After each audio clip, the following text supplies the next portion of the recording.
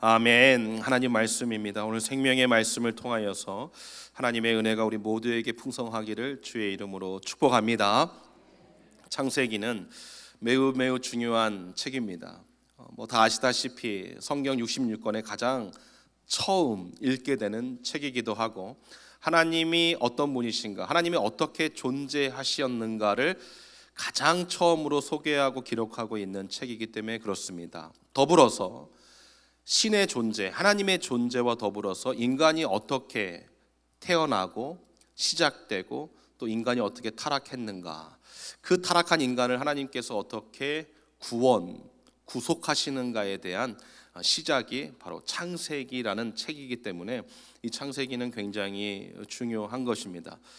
창세기는 1장부터 12장까지 하나님에 대한 내용으로 쭉 가득 차 있다가 12장서부터는 이제 하나님이 하나님에 대한 그 부분, 즉 하나님이 어떠한 목적을 가지시고 하나님이 어떠한 분이신가, 하나님께서 인간을 어떻게 이끌어 가실 것인가를 시작하는 장이 바로 창세기 12장입니다.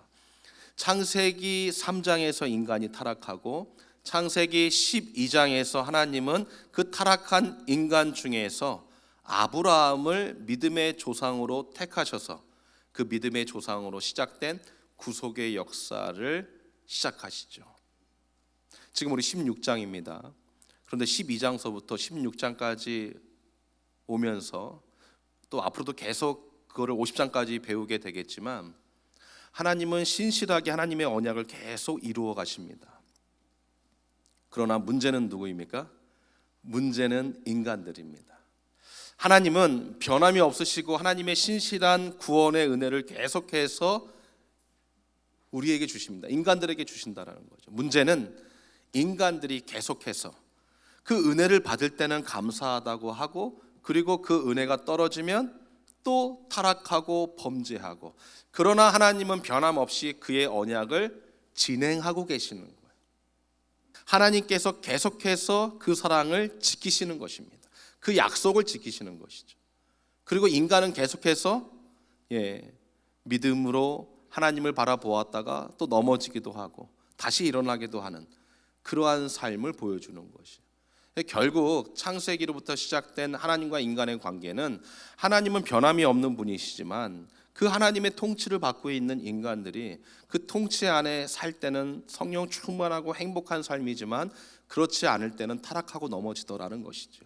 그래서 오늘 본문 말씀을 통하여서 매우 자세하게 신실하신 하나님의 언약, 진행되고 있는 그 약속을 우리가 배우게 될 것이고, 또 그 가운데 제가 조금 전에 말씀드린 대로 믿음의 사람들도 넘어지고 다시 타락하고 다시 쓰러질 수 있는 존재라는 것을 확인하고, 우리도 그와 같은 존재라는 것을 다시 한번 점검해서 다시 주님의 회복이 있는 귀한 시간이 되기를 주의 이름으로 축복합니다. 첫 번째로 믿음의 사람도 넘어질 수 있다라는 것입니다. 믿음의 사람도 넘어질 수 있다. 우리 다 믿음의 사람입니다. 믿음이 없이는 이 자리에 앉을 수 없습니다. 믿음은 내가 믿는다 해서 생겨지는 것이 아니라 그랬죠. 믿음은 하나님 쪽에서 100% 일방적으로 우리에게 주셔야지만 믿음이 생기고, 그 믿음이 없이는 이곳에 앉아 있을 수 없다. 바울 사도는 성령이 없이는 그리스도를 주라 신할 수 있다 없다? 없다라고 말하고 있어요. 그러므로 오늘 어쩔 수 없이 앉아가지고 신앙 고백을 하시면서 전능하사 천지를 만드신, 옆에서 누가 툭 찔러가지고 저거 보면서 따라하는 거야 라고 했을지라도 성령이 아니고서는 믿음을 주시지 않는다면 절대로 가능하지 않다는 것을 인정할 수 있기를 주의 이름으로 간절히 축복합니다. 어떤 분들은 이렇게 생각합니다. 나에게 믿음이 있지만 우리 목사님께서 믿음 있는 사람도 넘어질 수 있다. 그래, 나도 넘어질 수 있지. 벌써부터 타협하고 합리하라는 것이 아닙니다. 하나님께서 말씀을 통하여서 믿음 있는 사람도 넘어질 수 있다. 믿음이 있었던, 목숨을 내어 던지겠다라고 예수님을 쫓아갔던 12명의 제자들도 다 같이 도망갔기 때문에 나도 그럴 수 있어. 나도 한 번쯤 죄 지을 수 있지. 한 번쯤 불순종할 수 있지라고 하면 안 된다라는 것이죠. 이미 우리 앞에 믿음의 선진들이 넘어졌다 다시 회복되고 또 넘어지고 다시 회복되는 교과서를 남겨주었어요. 우리 인생의 해답지를 여기 남겨주었어요. 그러면 우리는 그 해답지를 보고 그 지도를 보고 그 매뉴얼을 보고 그 교과서를 보고 우리는 그렇게 하지 말아야지라는 결단과 다짐이 이 시간 있어야 될 줄 믿습니다. 지난주 말씀 기억하시죠? 창세기 15장. 여러분 아시는 분은 아셨겠지만 몇 주 동안 지금 계속 제가 설교를 올리고 있지 않습니다. 그러나 제가 설교를 계속 매주일 하면서 강조하는 게 있죠. 성경 읽고 오시라고. 제가 일부러 영상을 계속 안 올리고 있는 것입니다. 성경을 읽은 사람은 그 읽은 대로 더 은혜가 배가 되기 때문에 그렇습니다. 그걸 누리라고 제가 자꾸 강조하고 있는 것입니다. 그러니까 지난주 15장 읽고 오지 않으신 분들은 또 이해를 못 하시는 거예요. 그래서 반드시 성경을 읽으셔야 되는 것입니다. 지난주 15장을 통하여서 하나님과 아브라함이 햇불 언약을 맺어주셨습니다. 아브라함 얼마나 좋겠습니까? 집으로 돌아왔습니다. 하나님께서 나에게 이러한 언약을 체결해 주셨어. 계약을 체결해 주셨어. 사라, 안 해요. 그거 알지? 그 계약 알지? 동물 쪼개가지고 서로 지나가는 거. 나는 안 지나갔어. 그래요? 하나님만 지나갔어. 하나님이 약속 안 지키시면 이렇게 찢어져 죽겠다는 약속이야. 우리 조금만 기다리자. 시간이 16장에 와서 얼마나 지났습니까? 몇 년? 10년이 지났습니다. 여러분 10년은 뭐가 변한다 그래요? 요즘엔 강산도 안 변한다고 합니다. 10년이면 강산도 변한다고 하는데 성경에서 여기서 말하는 이 10년이라는 것은 기다릴 만큼 기다렸다라는 거야. 내가 할 만큼 다 했다라는 것입니다. 그 표현인 것입니다. 숫자적으로 1부터 10 그것이 아니라 내가 할 만큼 다 해봤다. 내가 기다릴 만큼 다 기다려봤다. 사라와 아내와 같이 함께 동침하면서 내가 약속을 붙잡고 후손이 생기기를, 내 씨를 통하여서 자식이 생산되기를 내가 정말로 노력하고 힘쓰고 기다리고 또 기다려봤다라는 것입니다. 그러나 응답이 오지 않을 때에 사라도 아브라함도 넘어지고 만 것입니다. 2절을 한번 보십시오. 2절을 한번 보시면 사라가 이렇게 얘기하는 것이죠. 사라가 아브라함에게 이르되 여호와께서 나의 생사를 허락지 아니하셨으니 원컨대 나의 여종과 동침하라. 내가 혹 그로 말미암아 자녀를 얻을까 하노라 하매 아브라함이 누구의 말을 들었습니까? 사라의 말을 들으니라. 2절을 자세히 보시면 사라가 지금 여호와를 믿고 있습니까? 안 믿고 있습니까? 믿고 있죠. 사라가 아브라함에게 이르되 여호와께서 나의 생산을 허락지 아니하셨으니, 이 말은 지금 사라는 여호와의 존재를 인정하고 그의 약속을 여전히 믿고 있는 것입니다. 하지만 여호와께서 아직 뭐예요? 허락지 아니했다라는 것을 믿는 것이죠. 그래서 자기의 생각대로 하나님의 뜻을 판단하고 그러면서 남편에게 나에게 여종이 있으니 그 여종과 동침해라. 혹시 이것이 하나님의 뜻인 줄 알겠느냐? 라고 하면서 아브라함에게 자기의 종 하갈과 동침하기를 권면하고, 아브라함은 냉큼 예스 하고 하갈과 동침해서 바로 아들을 생산하게 되는 것입니다. 사라는 하나님을 믿기는 믿습니다. 그러나 온전히 믿지는 않고 있습니다. 사라는 하나님을 믿기는 믿습니다. 그러나 기다리지는 못하고 있습니다. 사라는 하나님을 믿기는 믿습니다. 그러나 자기가 원하는 응답을 원했습니다. 사라는 하나님을 믿기는 믿습니다. 그러나 하나님께 묻지는 않았습니다. 이게 우리가 하는 실수인 것입니다. 여호와를 믿는다고 하면서 여호와께서 원하지 않는 응답을 주시면 이건 응답이 아니라고 보는 것이죠. 아니라고 보는 것이죠.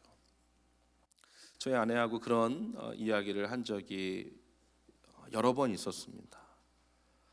하나님께서 우리를 선교사로 보낼지, 또는 로컬 교회의 담임 목사로 보낼지, 아니면 영원토록 부교육자로 살게 하실지, 뭐가 됐든지 간에 우리는 다 하나님의 일을 하는 것이다.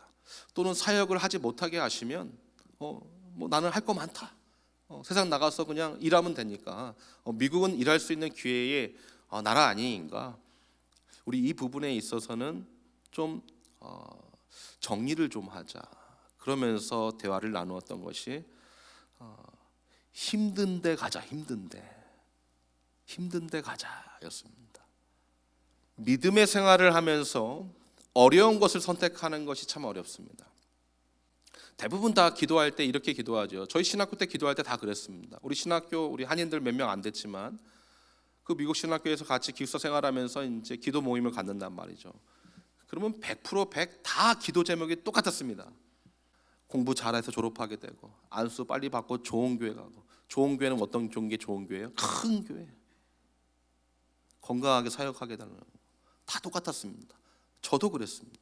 저도 이 목회가 잘 되고 또 하나님께 나를 축복해 주신다는 그 열매가 공부 잘하고 빨리 안수 받고 큰 교회 가서 목회하는 게 그게 하나님의 응답이고 내가 원하는 뜻이고 하나님의 뜻이라고 이렇게 보고 있었거든요. 그런데 우리 신학교 같이 기도하는 그 학생들 중에서 나는 정말로 저 오지로 가겠습니다. 저 선교지로 가겠습니다. 나는 저 개척교회 가겠습니다. 주님 나를 보내주소서 라는 기도의 제목은 없었습니다. 제가 3년 기도했습니다. 재정적으로 어려웠죠. 그러니까 더 기도하게 되죠. 하나님 정말 저 사례비 많이 받을 수 있는 교회로 좀 가게끔 해주세요. 졸업할 때쯤이 됐더니 정말 큰 교회에서 연락이 왔습니다.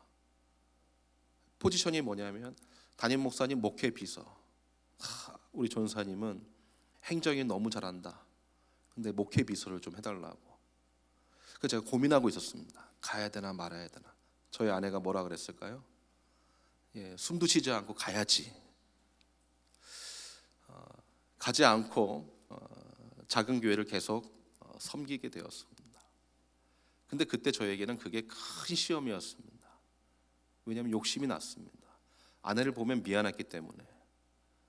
그리고 큰 교회 가면 소위 말하는 내 이력서에 스펙도 쌓이고, 큰 교회라고 다 좋은 교회가 아니고, 큰 교회라고 다 어려운 일이 없는 것도 아니고, 그러나 그 어려운 데를 선택하는 것이 저에게도 참 쉽지 않았다라는 것이죠. 그래서 믿음의 사람은 넘어질 때 어떻게 넘어지느냐, 내 뜻대로 안 되고 나에게 더 어려운 선택지가 있을 때 시험에 드는 것입니다.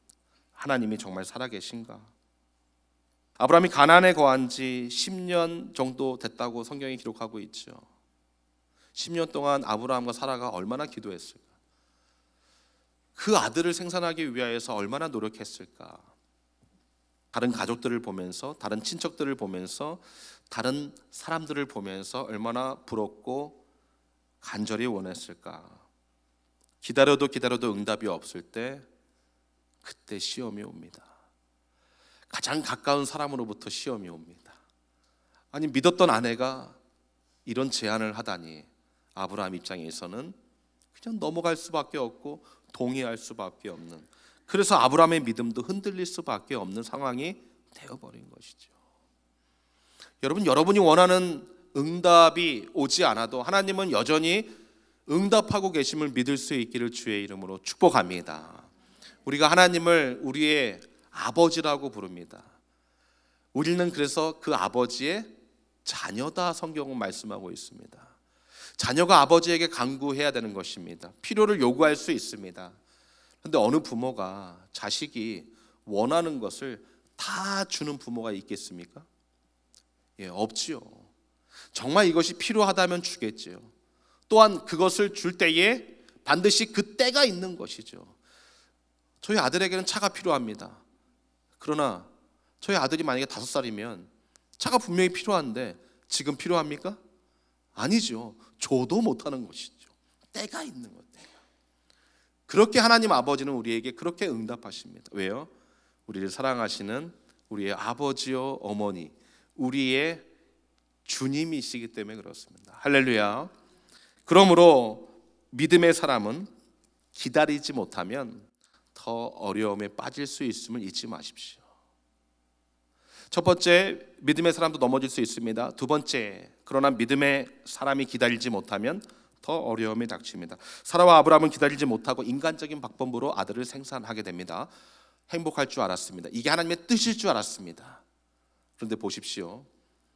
하갈이 아들을 낳자 사라를 멸시하게 됩니다.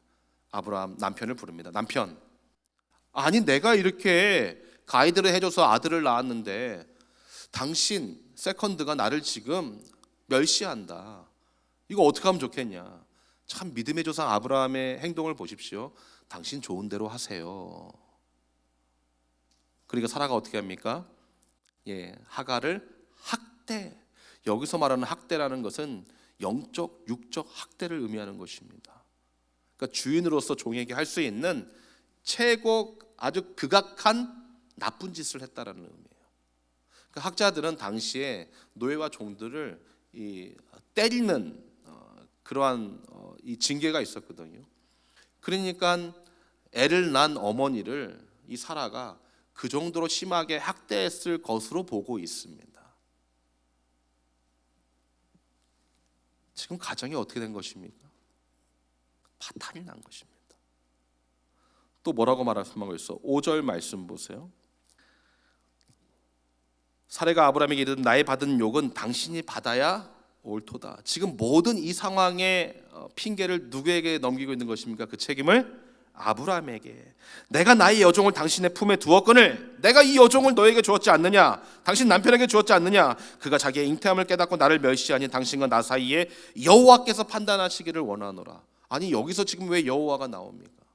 그러니까 당신이 죄지었으니까 하나님이 당신 벌 주기를 원합니다, 이 말입니다. 아내와 남편이 서로 지금 믿지 못하고 신뢰하지 못하고 완전히 깨지는 상황이 되어버린 것입니다. 기다리지 못할 때 하나님의 응답을 10년이 지났을지라도 기다리지 못할 때 인간적인 생각으로 인간적인 방법으로 그 문제를 해결하려고 했을 때에 믿음의 사람들은 더 어려움을 겪게 되는 것입니다. 결국 하갈은 이 가정을 떠나게 됩니다. 도망가게 되죠. 그리고 사라와 아브라함의 이야기는 여기서 끝이 납니다. 이 이야기의 스토리는 여기서 끝이 나요. 사라와 아브라함의 이야기는 계속 진행되지만 이 본문의 사건에 대한 이야기는 여기서 끝이 나게 됩니다. 여러분 생각해 보십시오. 지금 사라와 아브라함이 실수했습니다. 그렇죠? 범죄한 것입니다. 더군다나 하갈을 학대했습니다. 손찌검했습니다. 욕했을 것입니다. 믿음의 사람들로 그렇게 해서는 안 되는 것입니다. 더군다나 믿음의 조상 아브라함은 그 하갈을 보호해 줬어야 됐습니다. 방치했습니다. 당신 좋은 대로 해, 마음대로 해, 때리든지 욕하든지 마음대로 해. 방치했다라는 것이죠. 잘못한 것입니다. 사라, 아브라함 둘 다 잘못했습니다. 그럼 뭐가 필요해요? 이 믿음의 조상, 이 가정이 어떻게 되는 것이 앞으로 전개되어야 될 스토리인 것입니까? 회복이 되어야죠. 할렐루야. 그러나 성경은 오늘 본문에 대한 사건을 더 이상 언급하고 있지 않습니다. 제가 금요일 날 말씀 마무리 지으면서 궁금했습니다. 너무 궁금했습니다. 이게 지금 다시 회복이 돼야 정상이 되지 않겠어요? 이 문제 해결을 줘야지. 아니 믿음의 조상인데, 아니 믿음의 조상의 아내인데 이 문제가 해결돼야지 그 다음에 언약을 이루는 일에 아름답게 쓰이는 주인공들이 되지 않겠는가? 아니 왜 성경은 침묵하고 있는가? 제가 여러 책들을 찾아보고 또 조사를 해봤지만 이 사라와 아브라함의 회복의 내용은 결코 없습니다. 제가 너무 답답했습니다. 금요기도에 설교 준비해야 되는데 마무리해야 되는데 주일 설교 때문에 너무 힘들었습니다. 오후 시간에 제가 바로 7절부터 나와 있는 하갈의 이야기에 눈이 번쩍 띄었습니다. 하갈이 도망갔습니다. 사막, 팔레스타인, 예루살렘과 이집트의 중간이 바로 수르라는 우리 성경에 SHUR 수르라는 광야입니다. 여기 도시도 있습니다. 하갈이 거기까지 도망간 것입니다. 너무 무서워서 도망간 것입니다. 거기서 누가 나타나십니까? 여호와께서 나타나십니다. 도망가고 있는 하갈을 만나 주십니다. 주인을 멸시했던 그 하갈도 마찬가지로 믿음의 가정에 있었지만 믿음의 사람이었습니다. 그런데 그가 하나님을 만나게 되고 그가 주인에게 잘못했던 자기의 모든 과거를 회개하며 다시 하나님의 말씀대로 주인에게 돌아가게 되죠. 그러면서 하갈이 돌아가면서 그곳을 뭐라고 불렀습니까? 오늘 말씀 14절에 부엘라 헤로이, 감찰하시는 하나님, 나를 살피시는, 나와 함께 하시는 분의 샘물이다 라는 뜻이 부엘라 헤로이입니다. 감찰하시는 하나님, 나의 모든 것을 알고 계셨구나. 내가 주인에게 잘못했을 때도, 내가 도망갈 때도 하나님은 나를 보고 계셨고 아셨구나. 그런데 그 하나님께서 나를 다시 원래의 자리로 회복시키시는구나. 하갈의 입장에서는 다시 돌아가는 게 좋겠습니까? 죽을 것 같겠습니까? 미치고 팔짱 뛸 노릇이죠. 자기가 그렇게 주인을 멸시하고 도망 나왔단 말이죠. 이제 가면 어떻게 돼요? 어쩌면 두들겨 맞아 죽을 수도 있는 거예요. 자기 자식도 죽을 수도 있는 거예요. 그런데 하나님의 명령에 하갈은 순종하게 됩니다. 성경에 왜 사라와 아브라함의 회복의 내용이 없는가? 누굴 통하여서 사라와 아브라함은 회복을 경험하게 되면 바로 이 하갈을 통하여서 회복을 경험하게 되는 것입니다. 하갈이 집으로 돌아왔습니다. 사라와 아브라함이 물었겠지요. 너 어디 갔다 왔느냐? 이실 짓고겠지요. 내가 당신들의 눈을 피해 낯을 피해 도망가다가 저 수르라는 곳에서 내가 여호와를 만났는데 그분이 나에게 다시 매맞아 죽을 수도 있고 당신들에게 학대당할 수 있는 이곳으로 가라고 했습니다. 왜냐하면 거기가 나의 자리이기 때문에. 감찰하시는 하나님을 내가 만나고 돌아왔습니다. 이 이야기를 듣고 사라와 아브라함이 어땠을까요? 깨달았겠지.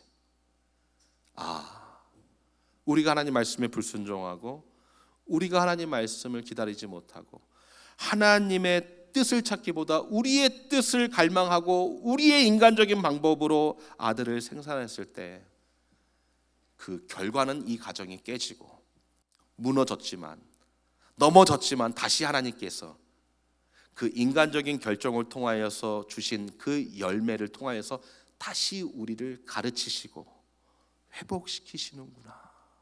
할렐루야. 우리 실수할 수 있습니다. 넘어질 수 있습니다. 여러분 기다리셔야 돼요. 할렐루야. 기다려야 하나님께서 응답해 주십니다. 다시 기다림을 통하여서 회복의 자리로 나올 수 있기를 주의 이름으로 축복합니다. 하나님께서 여러분들 다시 회복시키실 때는 잘 먹고 잘 사는 사람들로 회복시키는 것이 아닙니다. 하갈의 회복은 무엇입니까? 원래 있었던 자리, 낮고 낮은 종의 자리, 노예의 자리, 그 첩의 자리, 손가락질 당할 수 있는 세컨드의 자리로 다시 돌아가라는 것입니다. 왜냐하면 그것이 회복의 첫걸음이기 때문에. 하나님께서 우리에게도 마찬가지입니다. 우리를 다시 회복시키실 때 우리를 장군으로 만들고 대통령으로 만들고 그것이 아닙니다. 더 낮고 낮은 자리에서부터 다시 믿음의 여정을 시작하게 하시는 것입니다. 할렐루야. 그럴 때에 나를 통하여서 하갈과 같은 나의 인생을 통하여서도 하나님은 누군가를 회복시키시는 거예요. 할렐루야. 바로 사라와 아브라함 같이 넘어진 자들, 연약해진 자들, 실수한 자들, 그러한 자들을 계속해서 나를 통하여 일으켜 세워 주실 것입니다. 할렐루야. 그런 존재들이 우리들이에요. 그래서 우리가 이 뉴욕 땅까지 와서 살고 있는 것입니다. 하나님의 그 뜻을 또 그 마음을 여러분이 헤아리고 또 마음에 새길 수 있기를 주님의 이름으로 간절히 축복합니다. 그래서 혹시 넘어진 분들 계십니까? 다시 일어나십시오. 하갈과 같이 도망치는 분들 계십니까? 다시 원래의 자리로 돌아가십시오. 거기에서 다시 하나님의 놀라운 약속을 붙잡는 우리 모두가 되기를 주님의 이름으로 간절히 축원합니다.